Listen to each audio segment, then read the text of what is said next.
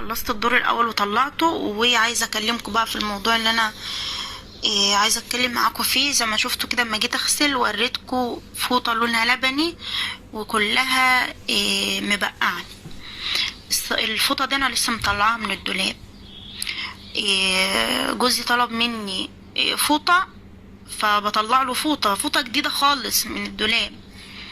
فاتفاجئت بالفوطه لونها مبقع كده زي ما انتوا شايفين، فوطه اول استخدام. طيب قلت اما ابص كده في بقيه الفوط، يعني في نفس العلبه اللي هي فيها كده، ابص في بقيه الفوط اتلقيت ما فيش اي حاجه. انا اتلقيت الفوطه دي بس اللي عليها البقع الصفرة دي. فانا استغربت بصراحه، يعني لان ناس كتير شككتني، يعني ومنهم في بعض التعليقات والمتابعين، وغير كده في الناس اللي حواليا برضو شككتني. ممكن يا اسماء يكون انت معمول لك حاجة، ممكن حد رشش لك حاجة، ممكن حسد، وده طبعا مذكور في القرآن. بس انا يعني انا بحب احترم يعني المتابع بصراحة، فعشان كده ما بحبش اذكر حسد ومش حسد، مع ان كل حد في الدنيا ليه الحبيب وليه الحاقد. بس انا سواء حاقد سواء حبيب، انا ما بحبش اجرح اللي قدامي او اقول ده حسد او عين او الكلام ده، لان انا بنفسي اللي بشاركه كل حاجة، فمش هرجع واقول ده حسد وده عين، مع ان طبعا كلنا مؤمنين ان الحسد مذكور في القرآن. فبصراحة انا اول ما شفت الفوطة دي قلت ايه ده. حتى جوزي قال لي دي الفوطة دي مالها ومش عارفة ايه، قلت له مش عارف. قال هي دي نضيفة. هو اصلا هو اللي ندى عليا كمان، قال لي هي الفوطة دي نضيفة. انا واخداها متطبقة وبوريها، يعني بديها له، مش بوريها له، لا بديها له يعني ينشف، ما كنتش فتحتها. فهو بينادى عليا بيقول لي ايه ده، هو استغرب. فببص فرحت اشوف الفوط الباقيه فما لقيتش حاجه. فانا مش عارفه هو من ايه. ممكن حد يقول لي ممكن فوط يا اسماء يكون الطقم ده، انا قلتها لنفسي ممكن يكون مركون. طب اما العلبه دي مثلا ممكن تكون كانت مركونه في محل او حاجه. طب اشمعنى الفوطه دي الوحيده اللي بين الفوط اللي فيها البقع دي؟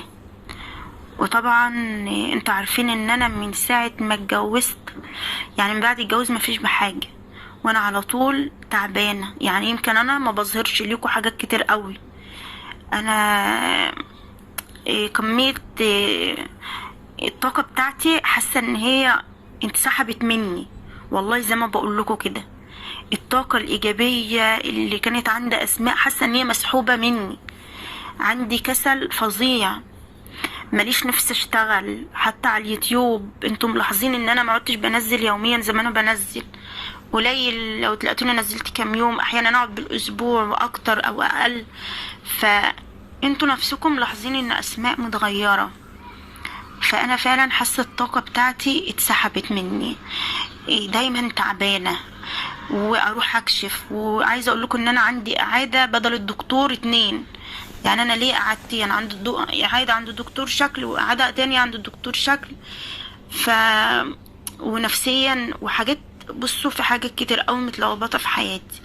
فانا مش عارفه ممكن يكون الفوطه دي كان عليها حاجه او حد حاطط لي فيها حاجه، الله اعلم، مش عارفه ومش متاكده، ما بحبش اظلم حد. طيب ولو بالفعل هي فعلا حد عامل لي حاجه زي كده او حد رشش لي حاجه، ما اعرفش، والله اعلم برضو. يا رب، انا ما بحبش اظلم حد. طيب يعني ايه الحل بقى؟ اشيل الفوطه دي ارميها ولا ارميها خالص اطلعها بره الشقه ولا ايه؟